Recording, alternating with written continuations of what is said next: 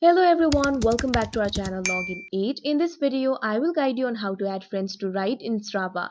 So if you also want to add friends to ride in Strava, this video is just for you. Follow the simple steps and you'll be able to do it. So first of all, launch open Strava application. Make sure you're logged into your account. Once you're logged into your account, you'll be led to this kind of interface. So in order to add friends to ride in Strava, all you have to do is tap on the activity in the Strava mobile app and tap on the Add Others button. Then tap on the large Invite Friends button at the bottom of the screen. If you cannot find this feature in your app, what you can do is go to Groups. Simply tap on the Groups icon that you can see at the bottom of your screen. Now you'll be led to this kind of interface. You'll be able to see active, challenges and clubs over here. Go to the challenges option. You can see over here you can also choose the activity.